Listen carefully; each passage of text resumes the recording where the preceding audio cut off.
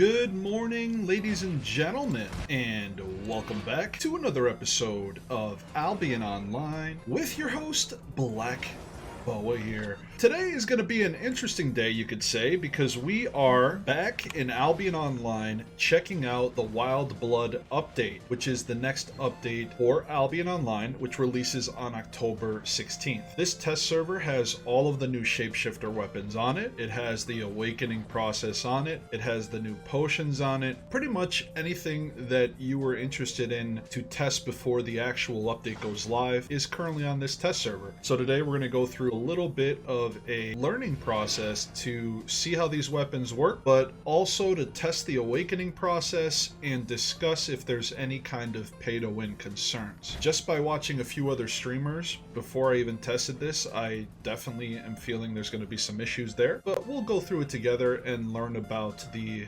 awakening process as well. We'll also test out a few of these new potions that they have. There's many new ones, and we'll also check out some PvE. We'll try to do some PvP, but mostly we'll test out the skills on PvE mobs first and just look to see how everything works together. If you're wondering how to get to the test server to test out Wild Blood before it comes out and provide your feedback, all you got to do is open up the Albion launcher, and there's a drop-down menu that allows you to choose either Albion Live or Test Server Staging. You select Test Server Staging. If it's the first time you're doing this in a while, you will receive a short download of the test server. Then all you got to do is hit play, and you're in the area that we are. So when you first enter the test server, you will likely see a pylon that says head to the free crafting city. If you do not know where the free crafting city is, currently it is Bridgewatch. So for this test, they made Bridgewatch the free crafting city. In other tests, they actually had Caerleon, but this test they're doing the city of Bridgewatch. And these pylons are very helpful.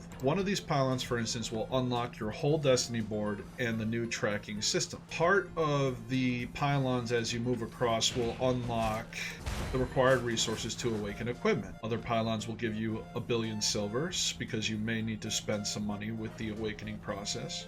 In fact, you will need to spend some silver during awakening. And then last but not least, they'll also give you attunement points, which is also required for the awakening process.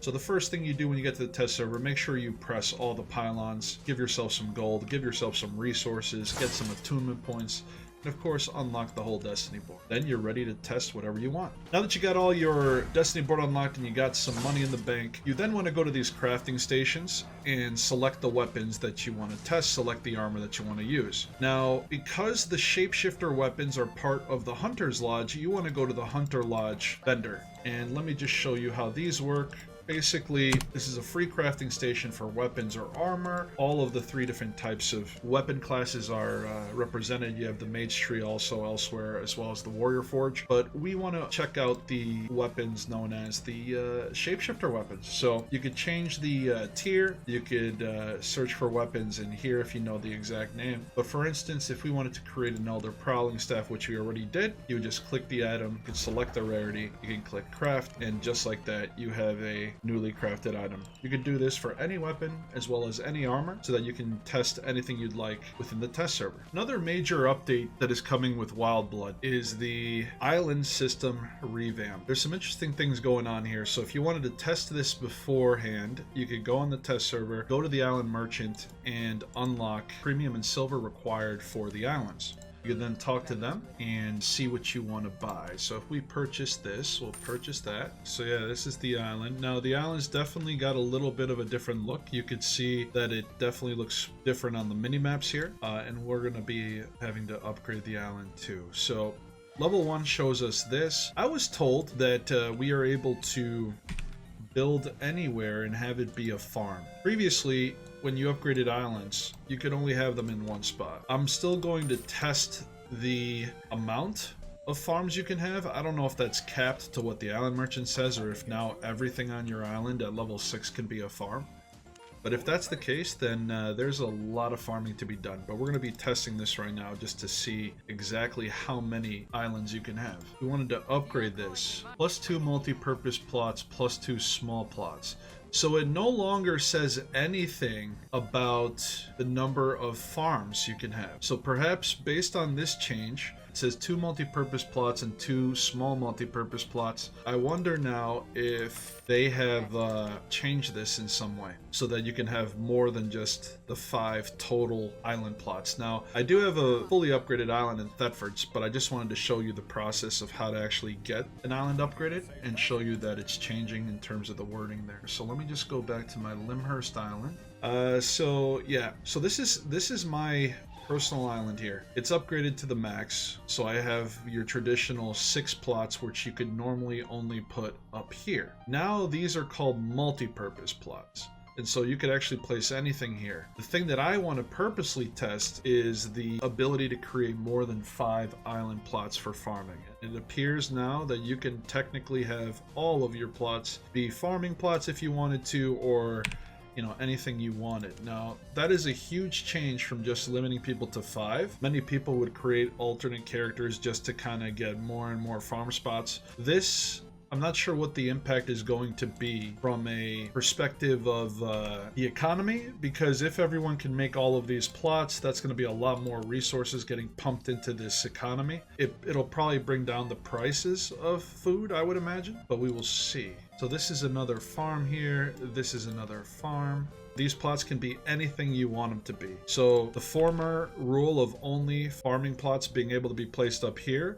and the former rule of once max upgraded you can get a total of 5 farming plots per island, has been turned on its head with this update. You can now technically have 1, 2, 3, 4, 5, 6, 7, 8, 9, 10, 11. Looks like you can have a total of 16 farms if you wanted to turn everything into a farm. So this is kind of a big deal. Will have some economic repercussions as well as benefits, but that's a big change. Let's talk about the awakening system first and foremost, because it will be a pretty decent sized discussion, but not larger than testing out all the new weapons, right? Everyone wants to see the new weapons, but we'll start with the awakening system and just kind of learn about that. The Wild Blood update is introducing a rather controversial system known as the awakening system. When I first heard about legendary weapons coming and then the awakening system coming as well, this process of awakening is only the first part of an eventual legendary weapon transformation. When I initially heard about this, I thought it was going to be like amazing, because I thought you were going to have to use a weapon that you wanted to level as an awakened weapon, and the way I envisioned them doing it would be, hey, wear this weapon and kill X amount of players and it'll start to level up, or kill this amount of upgraded mobs, or giving us an action of some sort for the weapon in order to begin to level it up, right? However, Albion chose to do it a different way, which in my opinion lacks imagination, but also could potentially bring Albion into a pay-to-win territory that is no longer acceptable for the vast majority of players. This is my personal thought on this, but after seeing it initially without testing it, I immediately thought that the awakening system was very pay to win. I will explain more in detail as we go through it here. I just want to test my theory about it being pay to win by actually doing it now. That was my initial thoughts when I first saw it. So let us test it out really quickly. To begin awakening a weapon, you have to go to the transmutation station, which is right in here. And they have a new tab for awakening. As you can see here, awaken weapons. Bring your item that you want to awaken. Now, awakening only can work, and legendary weapons eventually only can work on 0.4 quality items. If you have not seen Albion in a while and you haven't been keeping up, last update, a new resource was introduced, the 0.4 quality of resource, and so that goes from 4.4 all the way up to 8.4. The only weapons that will allow you to awaken them are 0.4 weapons. So you go here to the awakening weapon interface in the artifact foundry, place your weapon here, and then pay whatever it's asking you to pay. So to initially awaken a weapon, we have to pay 6 million silver, 100 siphoned energy, and 100 Avalonian energy for the 8.4 weapon line. For testing purposes, I also brought 4.4, 5.4, 6.4, and 7.4, just so we could see like the difference in prices. So at the 8.4 level, we're talking 6 million silver, 100 siphoned, 100 Avalonian. At the tier 7.4 level, we're looking at 3 million silver, 50 siphon energy, 50 Avalonian. T6, we're looking at 1 million, 17 and 17. T5 is 400,000, 7 and 7.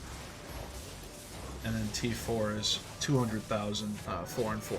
So looking at the prices just to awaken, I don't think that that's too far out of reach for most people to awaken an item. So far so good, right? But let's go back to our 8.4 example. Let's do this. So we already paid a decent amount to buy an 8.4 item. Now we got to pay 6,000 more silver and more siphoned. Click awaken, pay. Alright, we now see a new interface here that I have not seen before. It says spend attunement to add, replace, or upgrade traits. You know how much attunement you have by clicking on this. 1 million attunement equals 200 PvE fame. In other words, 200 PvE fame equals 1 attunement, which means after you awaken it, in order to begin upgrading it, you have to use the item and begin leveling it up in order to earn attunement. So it is an active attunement process. Now, I initially thought it was going to be combat fame credits, so I'm happy that it's actually a attunement, meaning you can't just pump combat fame credits in here in order to boost it, from what I see here. So that is good. That is a different thing that I was expecting here. So attunement here seems okay. You gotta grind the weapon. Now, I believe the way that it works is this as well. To grind attunement, you have to at least grind the same tier of mobs as the item. So if I wanted to gain attunement in a T8 prowling staff, for instance, I have to fight T8 mobs. That's the only way I could earn attunement for it. So T7 would be T7, T6, T5, T4, and so on. There is a requirement to actually fight mobs of the equal tier in order to earn attunement, so that makes it a little bit more difficult as well. Alright, so after we awaken the staff, we also can just look at the record of the awakening by clicking on the item and looking at this new area called history. This new area called history will show you what the current traits are of this particular staff, as well as where you initially awakened it. As we upgrade, we'll reference back here to see if it tracks every single thing that we upgrade, but it's nice to know that you do have a record if you want to look back on things and check what you did. Now, here is the piece that gets a little spicy. The cost to... we're going to add a trait, and it sounds like it might be random, but let's look and see what this is. Add trait. Okay, so we clicked add trait, and this is giving us auto attack speed boost, threat generation, crowd control duration, and we could only pick one. Guess we'll just choose that. So let me click choose that. So we chose it. Now, if we don't like it, it now allows us to replace it. I was wondering what that would look like. So let us do a replacement for this. Legendary rating 75. Okay. Legendary rating required 675. Legendary rating required 1350. Okay. So after you choose your trait, you could replace it if you don't want to. Or, you know, but if you do like it, you can begin to upgrade it with the upgrade system. Now, for purposes of testing, let me just replace the trait again. Notice how much silver it's costing. This is kind of piling up at the 8.4 level.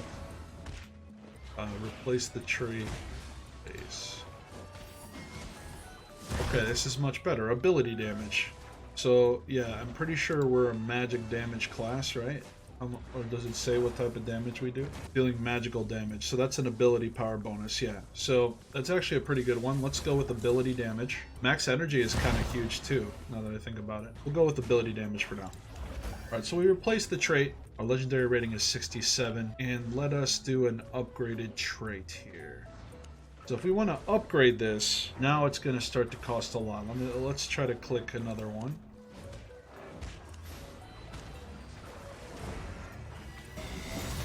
Alright, interesting. So with one attunement, our legendary rating goes up to 700. Attunement cost. Silver cost on this, let me just see, attunement cost. 200 PvE fame equals 1 attunement. So what does that mean? What's 10,628 times 200? I'll do it on a calculator really quick here, because I'm trying to see. So you need a total of 2.1 million fame while using the weapon in order to get the amount needed for the upgrading of the trait. And this is each time, it looks like. I don't know if this value changes as you go up. Let's try again here. Upgrade. Okay, so it does go up, and so does the silver cost. So you can see that this can get extremely expensive. Let's just keep upgrading for a while. and just keep seeing how big this is gonna get. And that was a critical hit on that too, I guess. Critical upgrades. You could have regular upgrades and critical upgrades. Oh, damn. Yeah, see, there's another crit. But as you can see, it's getting super expensive and it requires a ton of attunement. I don't have enough attunement here. I can keep getting attunement by using these pylons. Let's keep doing it. But as you can see here, for the higher tier item, we're talking some serious silver cost and serious PvE fame. It's definitely doable, but it's definitely a lot. So, alright, so let's add another trait here, see what's going on. Holy shit, my freaking item power? Wait, you can have a straight up item power boost? What? Okay. That seems kind of busted, but sure, item power. Let's do another one. Add trait. Max health, energy cost reduction. Energy cost reduction too. Dude, this is actually so many different things. Go with energy cost reduction. That'll cause me to not need crab bombs. So that's huge. So not a bad combo for a spell, magical damage spell user, right? We got ability damage, sheer item power, and now we also have energy cost reduction.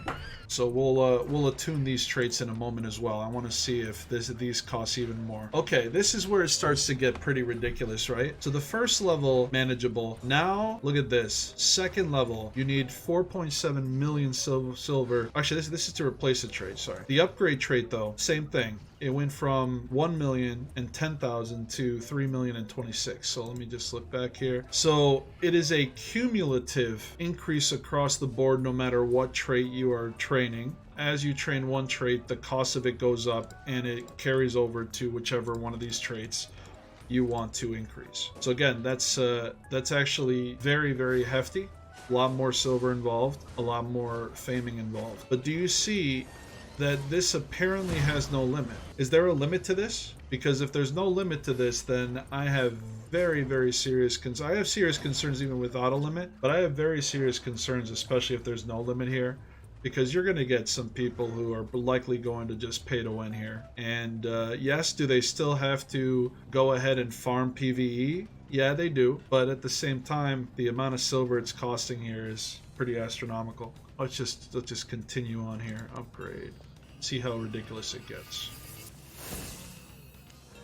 Plus 9.79. I mean, dude, what does that mean? Does that mean that this is getting... I believe that means that this item power... Okay, so here we go. This is interesting too. As this increases, there's a new area to show you exactly what's happening. So our ability damage on this is indeed increasing. Our item power is increasing. Let's do one more item power to see... Okay, yeah, there we go. Look at that. Trait, plus 18. Hover over there, you see exactly. So, okay, so we literally are boosting every stat possible with this IP. It feels like upgrade trait is probably the best one so far that I've found, because that pretty much is like increasing every stat across the board that this item has. Damage, you know, health if it gives you any. But yeah, it keeps going up in value. This is the 8.4 level, guys. Now, we're also going to compare this to the 4.4 level, because we just want to see the disparity in pricing. But again, there's going to be some people who are absolutely going to abuse this. Like, plus 55 item power, like, what the hell, dude? Does this seem busted to anyone? Because, I mean, it feels very busted to me. Well, that's interesting. But as you can see, as you keep going and replacing traits, this one weapon is now getting pumped up significantly. The amount of money that these weapons are going to cost is pretty big. Now, at the same time, these weapons are still part of the full loop PvP game, right? So... if somebody's out there farming TA mobs to try to level up their shit, right? They have the risk of dying because TA mobs, for instance, are in a full loop PvP zone. But that's a lot of power that we've added to this thing. I mean, ability power damage is even crazier. I'm really curious to see how far this goes, though. So let's just keep pushing it a little bit. If you see focus, is it a different cost? It is. Okay, look at that. You could save your focus as well. You could use focus, your 30k focus, to also help upgrade. Let's see if it creates a critical strike as well. Nope. The critical upgrades are, I guess, random. But as you can see, it looks like there's no end to this. If you have the silver and the attunement cost, you can keep doing this. You know, I wish they would have done it differently where you didn't have to spend silver on this attunement. I mean, I guess the fame is an okay requirement, but to have, like, I just don't like the silver component. But yeah, as you can see, this is kind of getting silly, you know, that you can kind of continue to like boost the item power of this thing. But you know, we're currently at 126.1, so. And I honestly believe the next highest place this will be used is the Mists of Avalon. Those two places I believe will see this the most, because already the Mists of Avalon is played with 8.3, 8.4 users. Like, those same people are just gonna do this as well. Like, it's gonna happen. No matter how expensive it is, it's gonna happen. So yeah, like, it's pretty nutty. Like, this as well, right? Hold on, let me, wow. Now the attunement costs are getting pretty ridiculous. And look at that.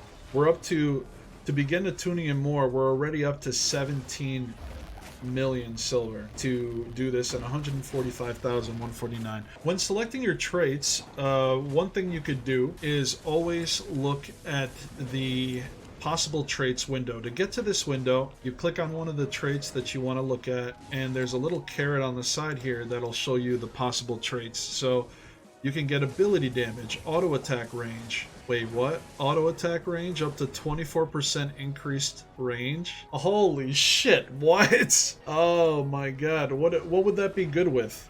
Anyway, let's stay focused. We'll talk about what these could be good with afterwards, but ability damage, auto attack range, auto attack speed, auto attack damage, cast time reduction, crowd control duration, crowd control resistance, cooldown rate, up to 15% cooldown rate. Okay. Defense for assault up to a 24% energy cost. So there is a ceiling apparently on this. Max energy can go up that high. Healing received can increase. Max health can be increased up to 760. This is broken. This is kind of crazy too. Lifesteal up to 14% lifesteal. That's crazy. Mob fame. I mean, you know what? It might not be a bad idea for mob fame to be one of your things, because then you can actually get more attunement points quicker for the next one. That could be a strat, I don't know. Threat generation up to 330. Wow. So pretty much, okay, this is kind of cool though, if you think about it. The threat generation one, weapons that were not tank weapons before can now start becoming tank weapons with this. And you might not even need to have plate armor. You could be a tank with a different types of weapon because of the threat generation. That's interesting. Like, you know, threat generation, defense versus all, for instance, and, you know, healing received or max health would be good for like a tank. But yeah, it's nice that you can see all the possible traits that they currently have. Imagine low in an auto attack range, you're gonna die. Yeah, like warbow, like Jesus. Like auto attack range? Or like regular bow, or yeah, regular bow would be busted with that, right? Who wins in that deal? Basically, the regular bow becomes a whispering bow without, like, you know, with a much lower cooldown on it. See, yeah, auto attack range on a bow, regular bow would be broken. Yeah. Trinity Spear, bow, spears. Yeah, Spirit Spear, like Spirit Spear as well will be busted. Oh my god. Yeah, there's some crazy... This is gonna bust everything, honestly. Like, everything we thought we knew previously is now thrown out the window. Like, when we inspect people, can we inspect how big their traits are? Like, what the hell's... Like, oh, okay, I can. So it's not only the spells anymore. Now you gotta be like, oh, let's inspect. Oh, shit, this guy's a juicer. He's got all these traits. Where is there... So, Albion is introducing a big bit of RNG, right? Like a pretty big piece of RNG here as well. So you have RNG on like your traits, right? If you want to replace a trait, for instance, you have RNG on that. And oh my god, if you want to replace a trait after you've upgraded it, look how much it costs. 65 million silver, and then that much attunement cost. You'd probably never want to do this. When I first heard about the Awakening of Legendaries, I really thought it was going to be, you know, kill X amount of players and slowly level up your awakened weapon, or, you know, kill X amount of upgraded mobs. You know, just have us do something cool, like have it be like a quest almost. You know, whatever that be, have it be like a quest to awaken. Instead, they're just pretty much awakening to the highest bidder, right? Whoever can afford it can do it. And I just think that's a very lazy way to do it. Like, yes, is the system in depth the way they're doing it here? Like, is it neat that you can have a bunch of different traits? Yeah, but the way that, like, this piece is what kills me. Silver cost, attunement cost.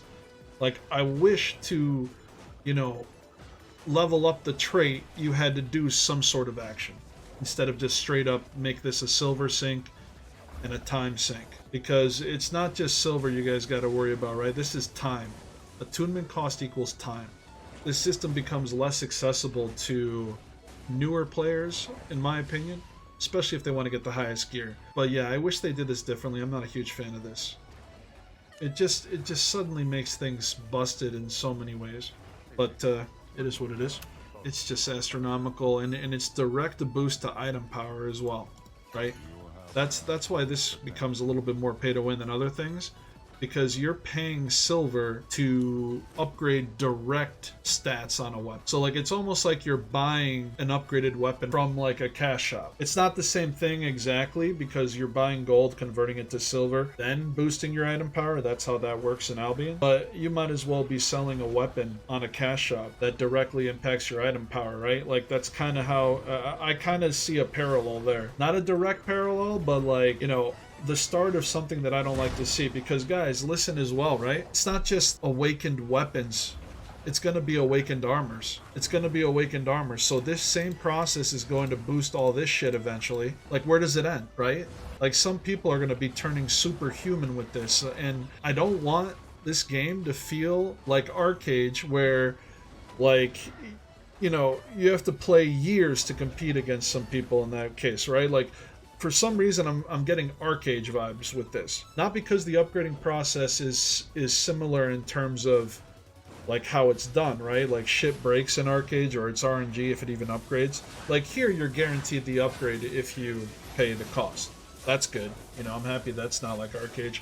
But if people start to feel like there's these superhumans out there, and they begin to feel like they can't catch up, that's where this becomes like, you know, it becomes too much. I feel like it's too much already just boosting items like this. Like, this is just crazy. I know it costs a ton, but this is crazy that items can be boosted this high. Like, people will do it. Trust me, they will do it. 100%.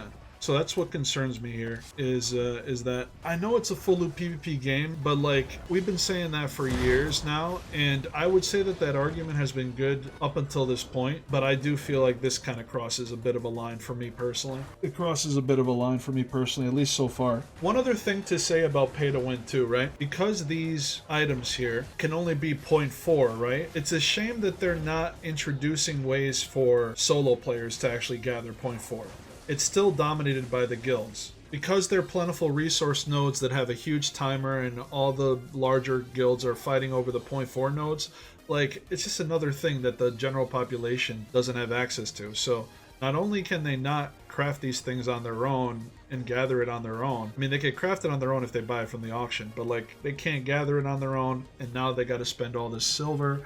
It just seems a little bit much, but let's awaken this item and see what happens. Let's add a trait here. Let's look at the 0.4s now, the 4.4, the lowest possible one we can use. So we awakened it, now we can begin doing the traits. So this reasonable cost, right? 40,000 silver, 339 attunement. That's not too bad. Every attunement, again, one attunement is 200 PvE fame using the weapon. You have to use the weapon to get the attunement. So we'll click add trait. It gives us 3 options here.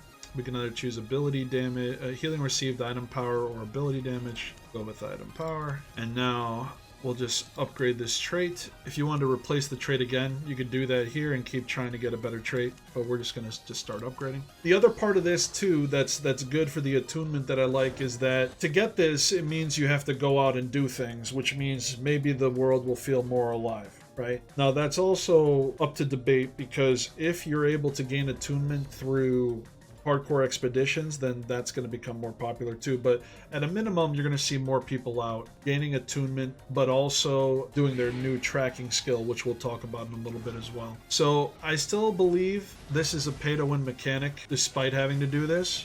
I still believe that the silver cost is too high, and I also believe that because people will be boosting even the highest levels of this, that it causes major issues across the board in other pieces of content. The 2 biggest places I see being used here is going to be like the ZVZ crowd, and then I believe the mists, which, as many of you know, my stance is there should be a separate mist with an IP cap and keep the current mist as is for uncapped activities. Like, let people go use Awakening in those areas. You know, allow us to have a lethal version of the Mist that is that has an IP cap, so that people don't have to compete against juicers like this, right? I still stand by that strongly, and I think it's more needed than ever, especially as you introduce, you know, these Awakening weapons as well as these Awakening armors eventually. Along with the Wild Blood update comes a new skill to the Destiny board known as Tracking. You can see that highlighted here with this new node from the center known as Tracking. It is considered one of the nodes that are near the farming as well as the gathering professions. So in order to do Tracking, you initially have to unlock it by killing mobs to get to the T3 level, and then you get a Journeyman's Tracking Kit to be usable. These tracking kits can be crafted.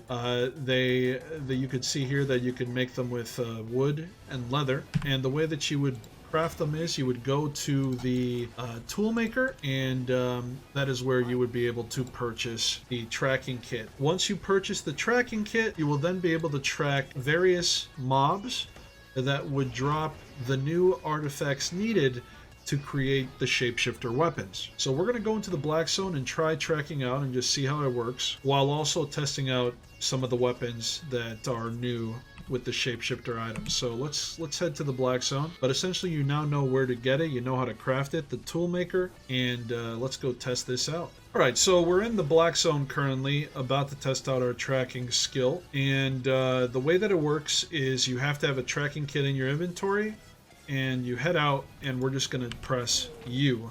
U is the tracking skill. Looks like we're looking on the ground at the moment, tracking any paws. And whoa, look at that. Werewolf track? Okay, so this pops up on our map.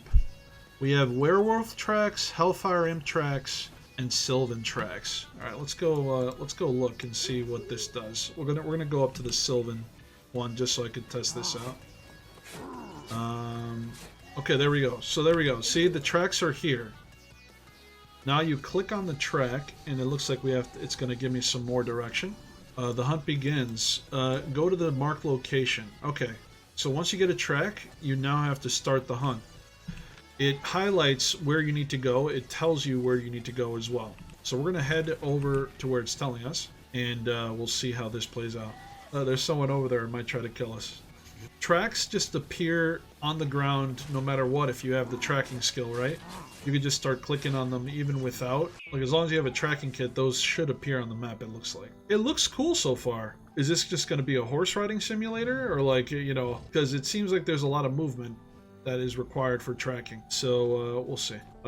This says, okay, somewhere here. Let me look. It says it's somewhere in here. So there's a track right there, right?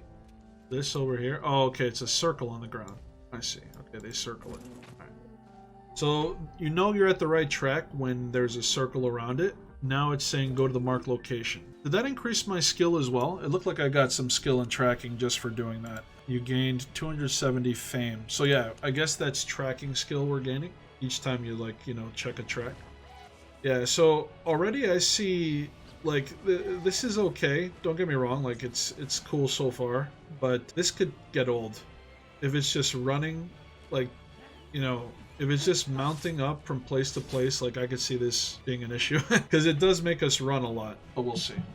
It depends how good the reward is, right? If I'm rewarded handsomely for all this running, I'm okay with it. If the reward is not so good, I'm not, like, then I'll be like, why am I doing this, right? Horse riding simulator. Okay, so this is the monster here. I guess we'll just try this out. So I will try to explain the skills in a minute, but let's just kill this first, and then we'll see what happens here.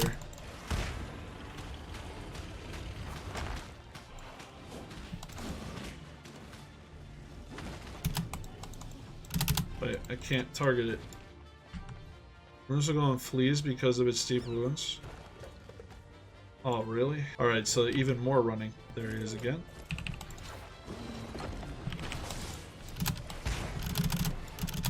Dude, really?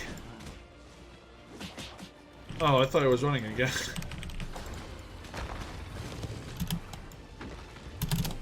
Now he's running. Okay. Too much running? Yeah, this is the first time I'm doing it, and I'm telling you right now, this is too much running. Not only is it kind of dead activity to run, right? But now you're basically just going to be running into gankers looking for people. I feel like it's dangerous enough as it is. Like, once you track it once, you should move once and then kill it. Like, don't keep doing this stuff here. This is excessive. It's if you want this to actually be done, you have to make it so that the people who track can get it done rather quickly. Otherwise, people are going to get ganked by larger groups, and then they're not going to want to do this activity, right? Get it done quickly. It's risky enough. Don't do this dilly-dally stuff here, or else no one will do it once all the ganking occurs, because that's exactly what's going to happen. People will gank the shit out of trackers. Wait, you have to track even more? You know, like, if the reward is not going to be great either, like if there's no guarantee that there will be a good drop, you know? Dude, don't run again, shitter.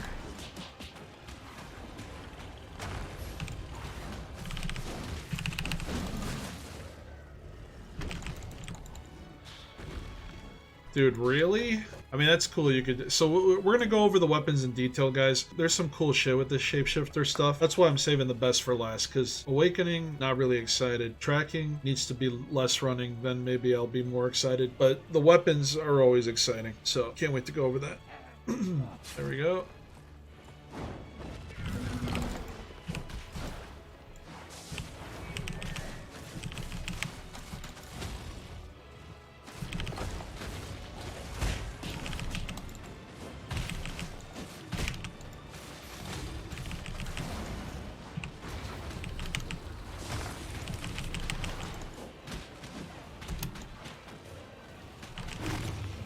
Alright, what do we got?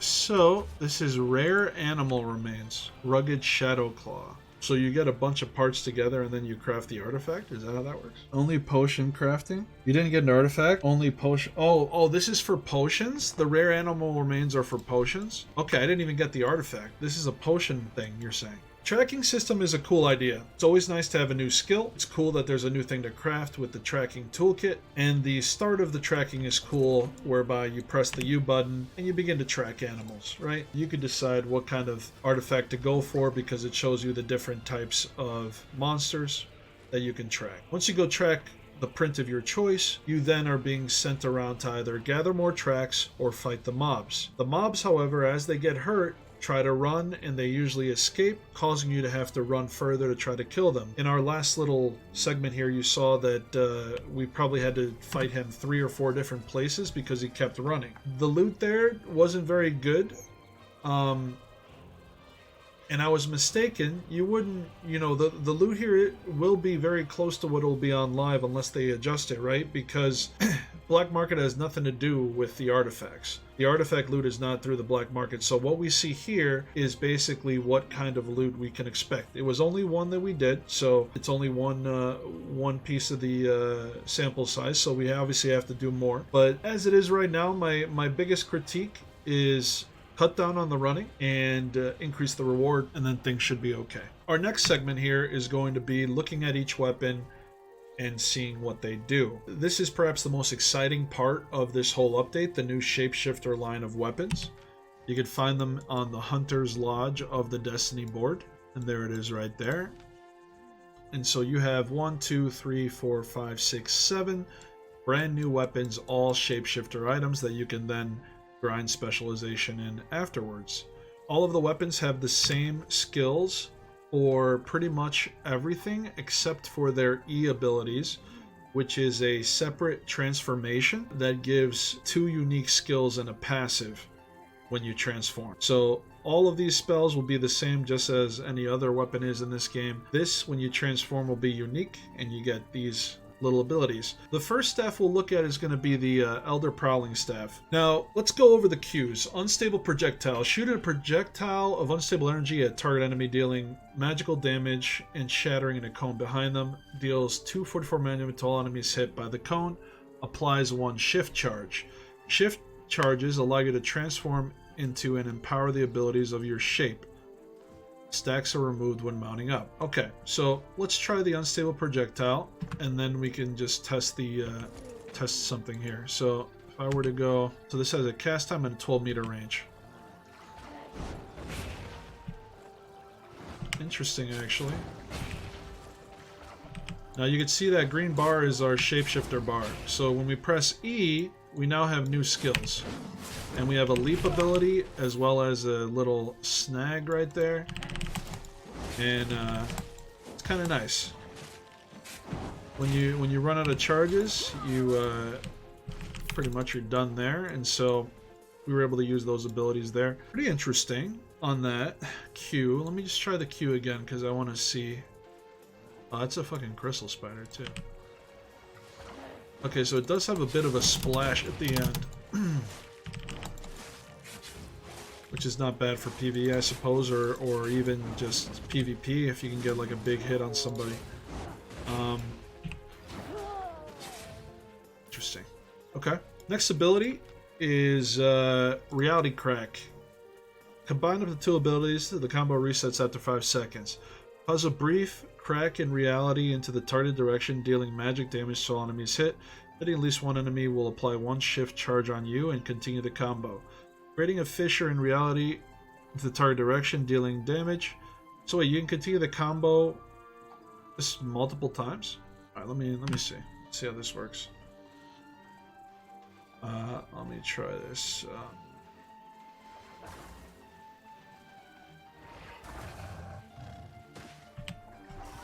Okay, this is kind of interesting. That's super long range as well. What the hell?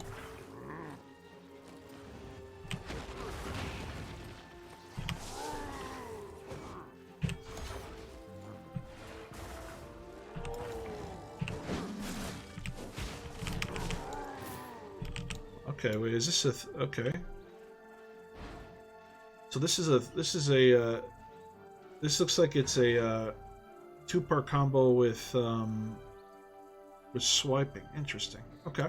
So that looks pretty nice. I mean, that like this is the one that I'd probably, this is the one I would probably use for PvP. Honestly, I'd use Reality Crack 100% so far. What's this? Adapting Matter. Unleash unstable energy at the target position, dealing magic damage.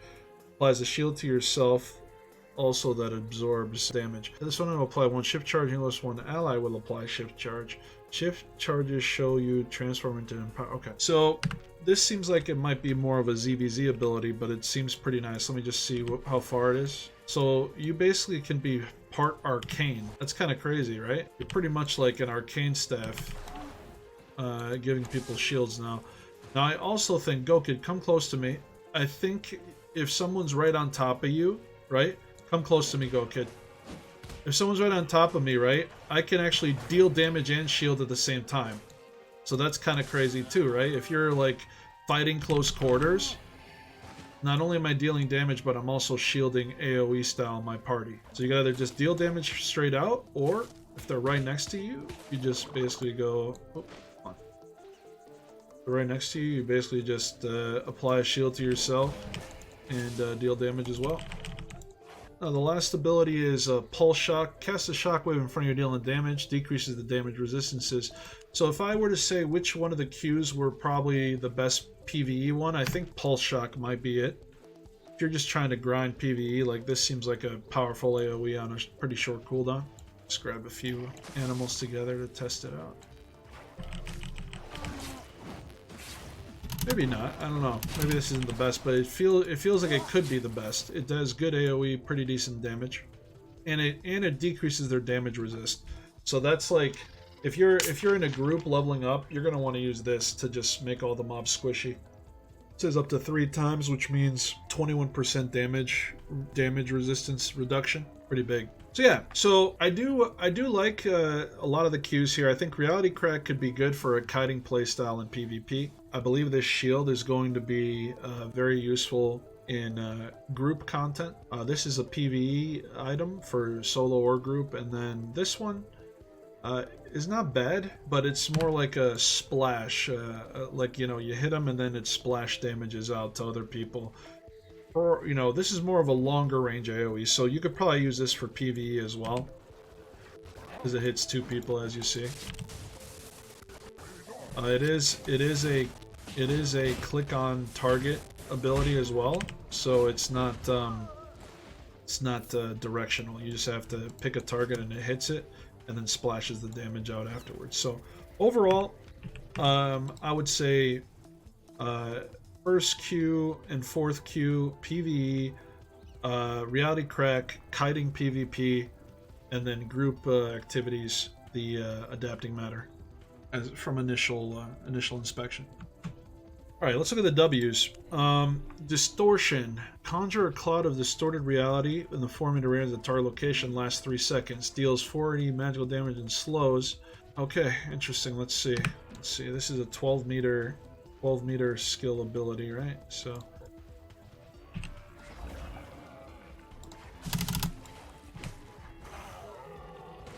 Interesting. Actually, you know what? That might be... this might be the play in PvP as well. I'm trying to think. It seems pretty strong. I mean, PvE is super strong as well. Because look at that. It's getting damage over time as well. Is that right? Yeah, it deals 488 magical damage every 0.75 seconds, lasting 3 seconds. That's actually... amazing for PvE. That's like a thorn. Pretty much have thorns on your W here too. Right? If you're like, you know, if you guys know my Blight Staff, I mean, that one is nasty.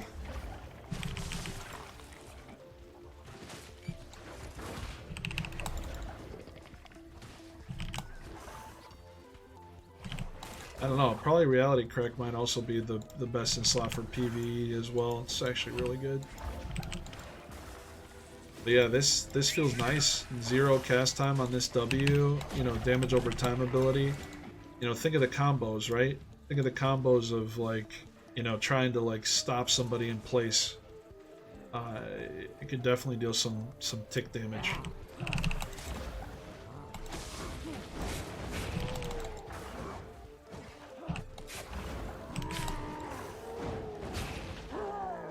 Next ability, positional drift. Shoot out tendrils in the target direction, pulling up to 5 enemies towards you, rooting them. Okay, this is going to be ZVZ.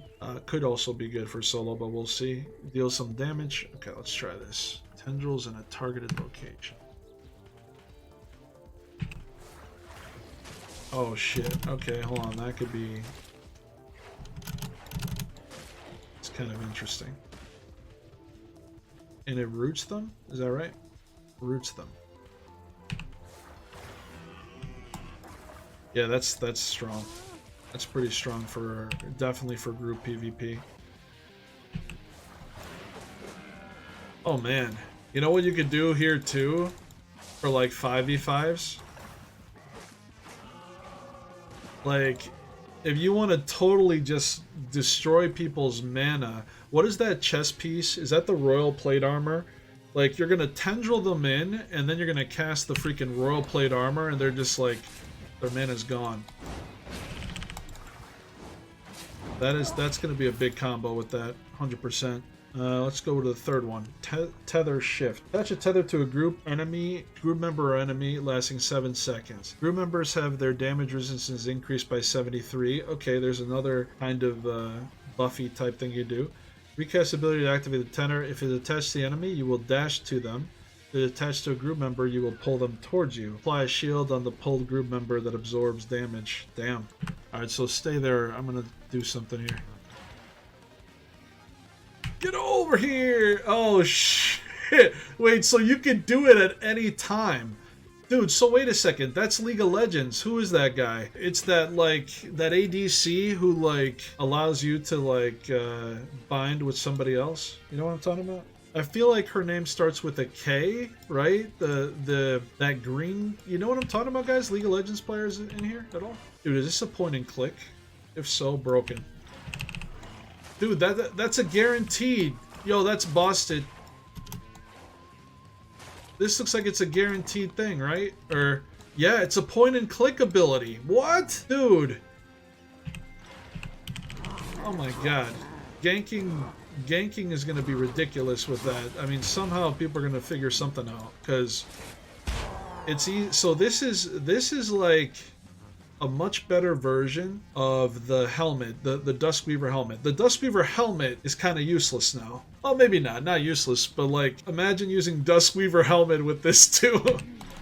Yeah, you're not getting away, bro. Dust Weaver helmet on this as well. GG. Interesting. Okay. And then what else do we want to see here? What's the last one? Last one is Polymorph. I haven't seen this work yet, but basically I needed to use this on a player. Go Kid, can you leave my party for 1 second? I just want to see what this does on a player. Shoots an enemy, transforming them the first unmounted. It turns them into a helpless animal. The affected player cannot be transformed again for 5 seconds. Hitting a mob will decrease their max health. The orb explodes, dealing damage. Okay, here we go. Let's turn you into some sort of animal.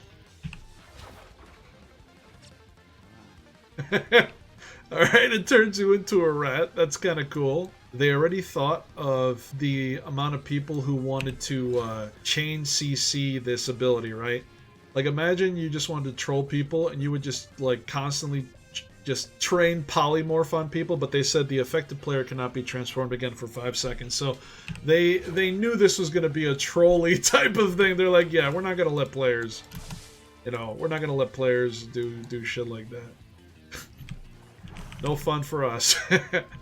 Alright, cool. So I'm going to just transform, and I just want to just read the abilities here for the animal. So this unique staff has Sinister Swipes. First and second swipe allows you to charge through. It consumes 2 shift charges and lets you continue the combo. Sinister Swipe says charge through target enemy dealing damage. Additional deal 25% of the target's missing health as true damage. 40% of the target's missing health as 40%. Okay. So you're dealing 732 damage. And you're dealing 25% of the missing health as true damage too? What? Seems kind of bust. So that is the Prowler. Turns into a little thing. We're going to go over the other ones now as well. But all we really need to do is just go over the unique transformation abilities, since all these abilities will be the same across the board. Alright, so Dawnbird transformation. Transform into a Dawnbird for up to 20 seconds. This changes your abilities and stats. Offense high, defense low, energy regeneration very high. Airborne. Grants immunity to root and slow effects. Transforming while having 5 shift charges active will increase your movement speed by 60% for 3 seconds. Yo, what? Sounds pretty insane.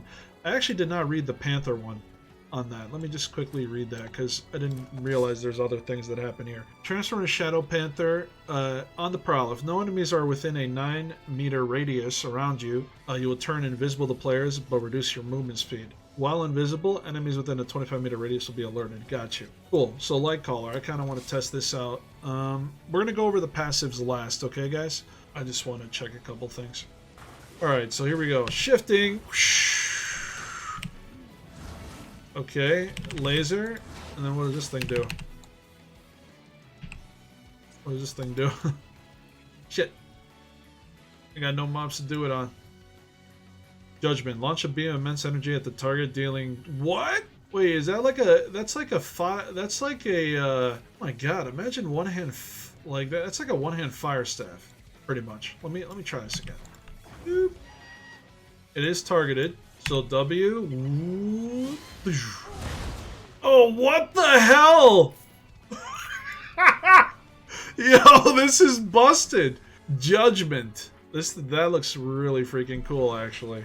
That looks awesome, doesn't it? The Lightcaller is very, very interesting. It has this Judgment ability. Launch a beam of immense energy at the targeted enemy, dealing that much damage in a 7-meter radius. So it is targeted, but the range is 18 meters. It's a big range. So ZVZ, holy cow, will this be nuts. This is also like a meteor, right? It's like a freaking brimstone, now that I think about it. It's not really like the one in fire, it's like a brimstone staff. Huge. Piercing light. Shoot a beam in target direction to hit all enemies. Enemies marked by eagle mark causing explosion. If I'm ready, that deals additional... Wait, what? You can mark people as well to deal even more AoE damage. That's going to be big in ZVZs, man. I have a feeling that's going to be big. Enemies marked by Eagle's Mark cause an explosion. What is Eagle's Mark? Oh, every auto attack applies Light Spark, which is consumed by Piercing Light. Okay, so you do need to auto here as well to get the most out of this. Okay, so let's try that again. Oh my god. Bro, no way. That's just silly. That is just silly damage. This actually... is crazy silly. I could see this being like super good in many situations now that I think about it. Not so much the W, but like you could even use this in solo PvP without the W. Or if you really wanted to just like use it in the miss, right? And just like you see a group of people fighting, oh my god, you just transform and then you're like, whoop, there you go guys, see ya. So far I like this one a lot. Very cool. Let's go over the passives really quick. Altered Beast. When transforming, you increase your max health and current health by 2% for 5 seconds. Damn, okay. That's a big health boost, up to 10%. Intimidating Presence. Anytime one of your Q abilities hits an enemy, decrease their damage by 3%.